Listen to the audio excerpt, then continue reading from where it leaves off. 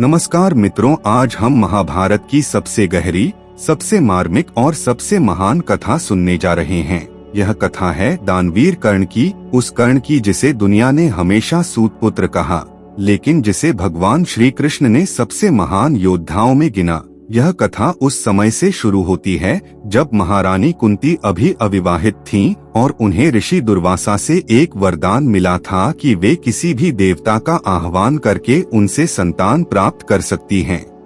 एक दिन जिज्ञासा में आकर कुंती ने सूर्य देव का आह्वान कर दिया। सूर्य देव प्रकट हो गए और वरदान के कारण कुंती को एक तेजस्वी पुत्र प्राप्त हुआ।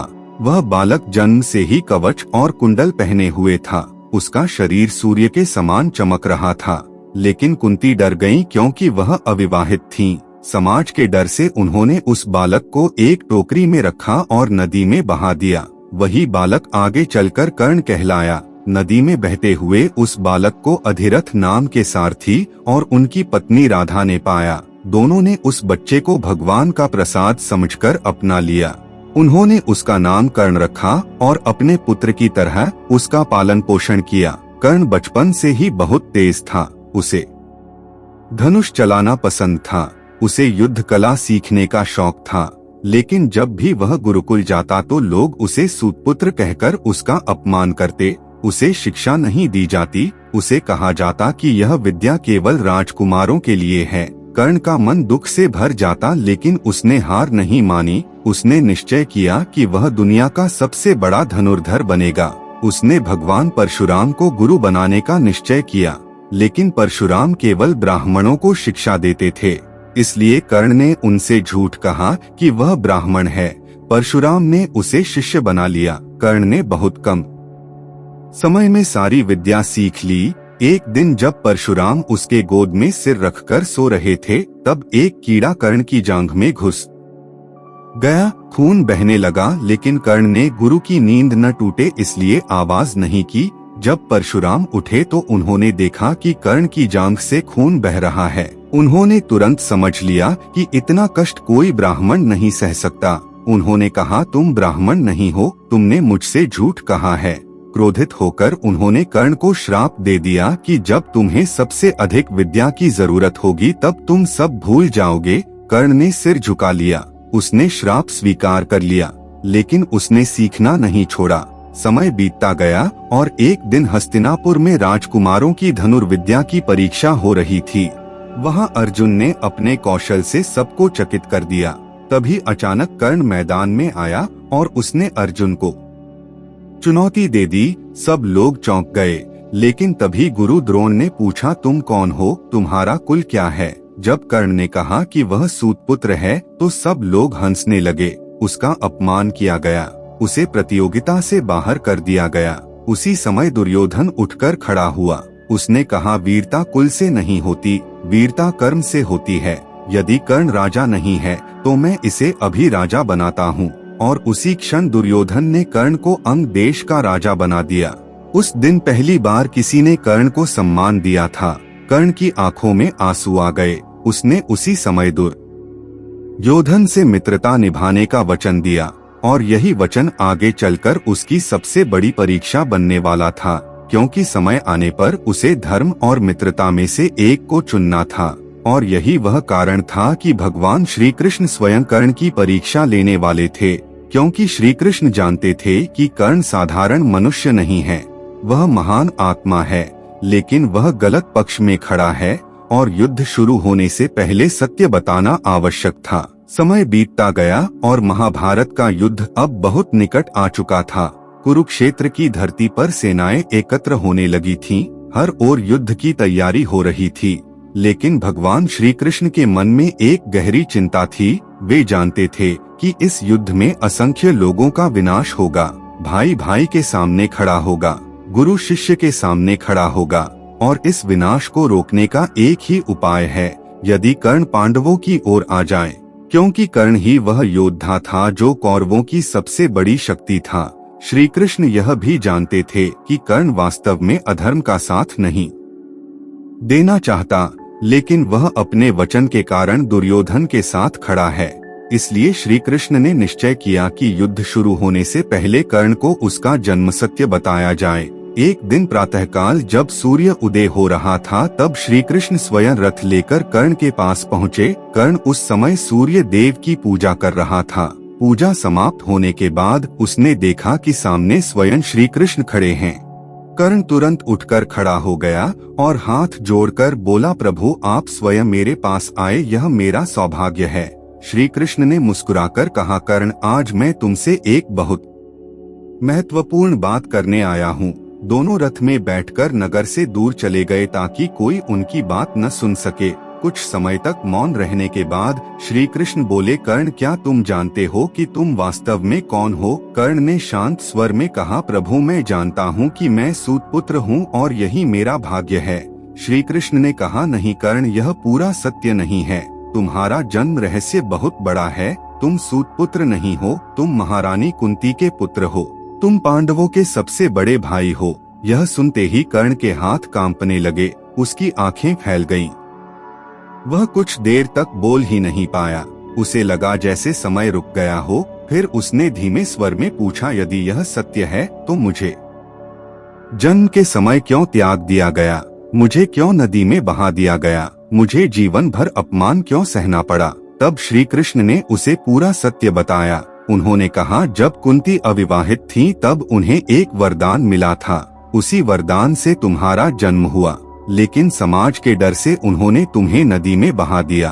तुम्हें अधिरथ और राधा ने पाला, इसलिए दुनिया तुम्हें सूत पुत्र कहती रही, लेकिन जन्म से तुम क्षत्रिय हो, पांडवों से भी बड़े हो। यह सुनकर कर्ण की आंखों से आंसू बहने लगे। उसका मन टूट गया। उसे अपना पूरा जीवन याद आने लगा। हर अपमान, हर ताना, हर वह क्षण जब उसे छोटा समझा गया था। कुछ देर बाद श्री कृष्ण ने कहा, कर्ण अभी भी समय है, तुम पांडवों के साथ आ जाओ। तुम सबसे बड़े हो, इसलिए हस्तिनापुर का राज्य तुम्हें मिलेगा। युधिष्ठिर तुम्हारे अधीन रहेंगे, भीम तुम्हारा सम्मान करेंगे, अर्जुन तुम्हारे चरण छुएगा और यह भयंकर युद्ध टल जाएगा। हजारों लोगों का जीवन बच जाएगा। कर्ण ने सिर झुका लिया। उसके मन में भयंकर संघर्ष चल रहा था। एक ओर उसका जन्म सत्य था, दूसरी ओर उसका मित्र धर्म। उसे वह दिन याद आया जब सबने उसे अपमानित किया था और दुर्योधन ने उसे गले लगाया था। कुछ देर बाद कर्ण ने गहरी सांस ली और बोला, प्रभु आपने मुझे आज जीवन का सबसे बड़ा सत्य बताया। इसके लिए मैं आपका आभारी हूँ, लेकिन मैं दुर्योधन का साथ नहीं छोड़ सकता। जब पूरी दुनिया ने मुझे ठुकराया तब उसी ने मुझे अपनाया। उसने मुझे राजा बनाया, मुझे सम्मान दिया। मैं ऐसे समय में उसे छोड़ दूं, यह अधर्म होगा। मैं जानता हूं कि पांडव धर्म के पक्ष में हैं। मैं यह भी जानता हूं कि इस युद्ध में मेरी मृत्यु निश्चित है, फिर भी मैं अपना वचन नहीं तोड़ूंगा। मैं मित्र धर्म निभाऊंगा, चाहे मुझे अपने प्राण ही क्यों न देने पड़े। यह सुनकर श्री कृष्ण कुछ क्षण तक मौन रहे। फिर उन्होंने कर्ण की ओर देखा और कहा, कर्ण आज तुमने संसार को दिखा दिया कि सच्चा वीर कौन होता है। जो सत्य जानकर भी अपने वचन से न हटे वही महान होता है। तुम हारोगे, लेकिन तुम्हारी कीर्ति अमर होगी और यही तुम्हारी सबसे बड़ी परीक्षा थी, जिसे तुमने उत्तीर्ण कर लिया। श्री कृष्ण से मिलने के बाद कर्ण के मन में गहरा तूफान चल रहा था। वह जान चुका था कि वह पांडवों का बड़ा भाई है, लेकिन उसने दुर्योधन का साथ न छोड़ने का वचन दे दिया था। अब वह समझ चुका था कि यह युद्ध उसके जीवन की अंतिम परीक्षा बनने वाला है। उसी समय देवताओं के लोक में भी चिंता थी, क्योंकि सभी जानते थे कि कर्ण के पास जन्म से मिला हुआ दिव्य कवच और कुंडल है, और जब तक वह उसके शरीर पर है तब तक उसे कोई भी योद्धा युद्ध में पराजित नहीं कर सकता। देवताओं के राजा इंद्र, जो अर्जुन के पिता थे, उन्हें डर था कि यदि कर्ण अपने कवच कुंडल के साथ युद्ध में उतरा तो अर्जुन का बचना कठिन होगा। तब इंद्र ने सोचा कि कर्ण की दानवीरता ही उसकी सबसे बड़ी कमजोरी है, इसलिए उन्होंने ब्राह्मण का रूप धारण किया और पृथ्वी पर कर्ण के पास पहुंच गए। उस समय कर्ण सूर्य देव की पूजा कर रहा था, क्योंकि वह हर दिन पूजा के बाद दान देता था और कभी किसी याचक को खाली हाथ नहीं लौटाता था। पूजा समाप्त होने के बाद कर्ण ने देखा कि एक ब्राह्मण उसके सामने खड़ा है। कर्ण ने हाथ जोड़कर कहा, ब्राह्मण देव आज्ञा कीजिए, क्या चाहिए। ब्राह्मण रूप में खड़े इंद्र ने कहा, मुझे तुम्हारा कवच और कुंडल चाहिए। यह सुनकर कर्ण समझ गया कि यह कोई साधारण ब्राह्मण नहीं है। उसे तुरंत आभास हो गया कि यह स्वयं इंद्र हैं, और यह भी समझ गया कि यदि उसने कवच कुंडल दे दिए तो युद्ध में उसकी मृत्यु निश्चित हो जाएगी। उसी समय सूर्य देव ने आकाश से आवाज दी और कर्ण से कहा, सावधान रहो, यह इंद्र हैं। यह तुम्हें कमजोर करने आए हैं, तुम इन्हें मना कर दो। लेकिन कर्ण मुस्कुराया और बोला, यदि कोई याचक मेरे द्वार से खाली लौट गया तो मेरे जीवन का क्या अर्थ, दानवीर कहलाने का क्या अर्थ। कर्ण ने बिना एक पल सोचे अपने शरीर से कवच और कुंडल काटकर ब्राह्मण को दे दिए। उसके शरीर से रक्त बहने लगा, लेकिन उसके चेहरे पर दर्द नहीं था, उसके चेहरे पर संतोष था। यह देखकर इंद्र भी चकित रह गए। उन्होंने अपना असली रूप धारण किया और कहा, कर्ण तुम सचमुच महान हो। मैंने तुम्हारी परीक्षा ली और तुम सफल हुए। मैं तुम्हें एक वर देता हूँ, यह दिव्य शक्ति लो। यह एक बार में किसी भी योद्धा का अंत कर सकती है, लेकिन इसे केवल एक बार ही प्रयोग कर सकते हो। कर्ण ने वह शक्ति ले ली, लेकिन मन ही मन जानता था कि यह भी उसके जीवन की दिशा नहीं बदल पाएगी, क्योंकि उसे पहले ही परशुराम का श्राप मिल चुका था। उसे वह दिन याद आया जब गुरु परशुराम उसकी गोद में सिर रखकर सो रहे थे और एक कीड़ा उसकी जांघ में घुस गया था। खून बह रहा था, लेकिन उसने आवाज नहीं की ताकि गुरु की नींद न टूटे। जब परशुराम उठे तो उन्होंने देखा कि कर्ण की जांघ से रक्त बह रहा है। उन्होंने तुरंत समझ लिया कि इतना कष्ट कोई ब्राह्मण सह नहीं सकता।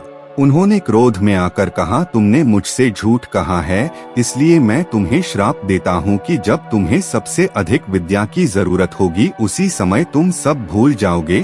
कर्ण ने सिर झुका लिया और श्राप स्वीकार कर लिया। उसी प्रकार एक बार उसने अनजाने में एक ब्राह्मण की गाय को मार दिया था। तब उस ब्राह्मण ने भी उसे श्राप दिया था कि युद्ध के समय तुम्हारा रथ का पहिया धरती में धंस जाएगा और तुम असहाय हो जाओगे। कर्ण जानता था कि उसके जीवन में जो कुछ हो रहा है वह सब उसे एक ही दिशा में ले जा रहा है। वह दिशा थी उसके अंत की दिशा। लेकिन फिर भी उसने कभी शिकायत नहीं की, उसने कभी अपने भाग्य को दोष नहीं दिया। उसने केवल एक ही बात को पकड़े रखा, वह था उसका वचन, उसका मित्र धर्म, उसका दान। और यही कारण था कि भगवान श्री कृष्ण भी मन ही मन कर्ण का सम्मान करते थे, क्योंकि वे जानते थे कि यह योद्धा गलत पक्ष में होते हुए भी सबसे महान आत्माओं में से एक है। और अब समय आ चुका था जब महाभारत का युद्ध शुरू होने वाला था और कर्ण की सबसे अंतिम परीक्षा अभी बाकी थी। कुरुक्षेत्र का युद्ध शुरू हो चुका था। धरती कांप रही थी, आकाश में शंख और नगाड़ों की आवाज गूंज रही थी। हर दिन हजारों योद्धा वीरगति को प्राप्त हो रहे थे। भीष्म पितामह गिर चुके थे, गुरु द्रोण का अंत हो चुका था। अब कौरवों की सेना की सबसे बड़ी आशा केवल कर्ण पर टिकी थी। दुर्योधन को विश्वास था कि जब तक कर्ण जीवित है तब तक पांडव जीत नहीं सकते, और उधर पांडवों की ओर से अर्जुन सबसे बड़ा योद्धा था। भगवान श्री कृष्ण स्वयं अर्जुन के सारथी बने हुए थे। श्री कृष्ण जानते थे कि अब वह समय आ चुका है जब कर्ण और अर्जुन का सामना होगा, और यही युद्ध महाभारत का सबसे निर्णायक युद्ध होगा। उस दिन सूर्योदय के साथ ही कर्ण ने युद्धभूमि में प्रवेश किया। उसका तेज सूर्य के समान चमक रहा था। उसके मन में कोई भय नहीं था। उसे पता था कि उसका अंत निकट है, लेकिन वह अपने वचन से पीछे हटने वाला नहीं था। दूसरी ओर अर्जुन भी तैयार खड़ा था। श्री कृष्ण ने रथ आगे बढ़ाया और दोनों महान योद्धा आमने सामने आ गए। दोनों ने एक दूसरे पर बाणों की वर्षा शुरू कर दी। आकाश बाणों से भर गया, धरती कांपने लगी। देवता भी इस युद्ध को देखने लगे। कर्ण ने अपनी पूरी शक्ति लगा दी, अर्जुन ने भी कोई कमी नहीं छोड़ी। युद्ध इतना भयंकर था कि किसी को समझ नहीं आ रहा था कि कौन जीतेगा। तभी अचानक वह क्षण आया जो कर्ण के जीवन के श्राप को सच करने वाला था। कर्ण के रथ का पहिया धरती में धंस गया। उसे तुरंत उस ब्राह्मण का श्राप याद आ गया। वह रथ से नीचे उतरा और पहिया निकालने लगा। उसने अर्जुन से कहा, रुको अर्जुन, युद्ध के नियम कहते हैं कि जब योद्धा निहत्था हो तब उस पर वार नहीं किया जाता।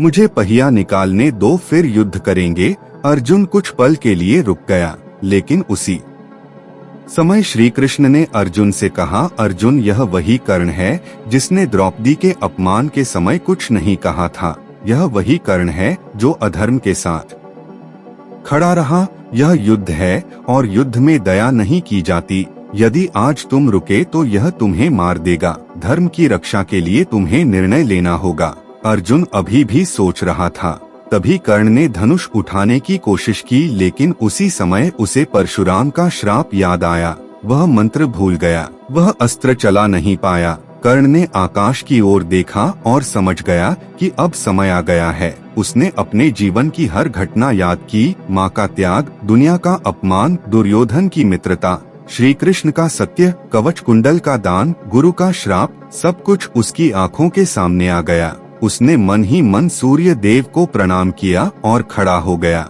उसी क्षण श्री कृष्ण ने अर्जुन से कहा, अभी यही समय है। अर्जुन ने बाण चढ़ाया और पूरी शक्ति से छोड़ दिया। वह बाण सीधा जाकर कर्ण को लगा और दानवीर कर्ण धरती पर गिर पड़ा। युद्ध भूमि कुछ क्षण के लिए शांत हो गई। श्री कृष्ण ने कर्ण की ओर देखा और मन ही मन कहा, कर्ण, तुम हारकर भी जीत गए, क्योंकि तुमने अपना वचन नहीं तोड़ा। तुमने मित्र धर्म निभाया, तुमने दान का धर्म निभाया, तुमने कभी शिकायत नहीं की। यही कारण है कि संसार तुम्हें दानवीर कर्ण के नाम से याद करेगा। कहते हैं कि कर्ण के मरने के बाद भी श्री कृष्ण ने उसकी एक और परीक्षा ली थी।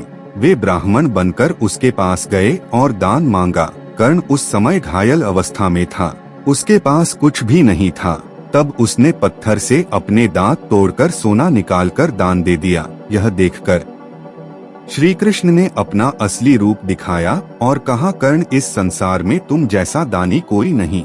तुम सच्चे अर्थ में महान हो। इसलिए महाभारत की यह कथा हमें सिखाती है कि मनुष्य का जन्म नहीं, उसके कर्म उसे महान बनाते हैं। कर्ण ने जीवन भर कष्ट सहा, लेकिन कभी अपना धर्म नहीं छोड़ा। और यही कारण है कि आज भी जब दान, वचन और मित्रता की बात होती है तो सबसे पहले दानवीर कर्ण का नाम लिया जाता है। और यही थी श्री कृष्ण द्वारा ली गई कर्ण की सबसे अंतिम और सबसे बड़ी परीक्षा। ऐसी ही और भी पौराणिक और जीवन बदल देने वाली कथाओं के लिए हमारे साथ जुड़े रहें। याद रखें, अंत में केवल आपका कर्म ही आपकी असली पहचान है। अगर आपको यह कहानी रोचक लगी तो सोचिए, महाभारत में ऐसे सैकड़ों रहस्य और भी छिपे हुए हैं जिनके बारे में बहुत कम लोग जानते हैं। अगली कहानी में हम महाभारत के उन्हीं अनसुने और रहस्यमय रहस्यों को जानेंगे। इसलिए चैनल को सब्सक्राइब करना मत भूलिए, क्योंकि अगली कहानी शायद आपको और भी ज्यादा चौंका दे। तब तक के लिए बोलिए जय श्री राधा कृष्ण, राधा राधा।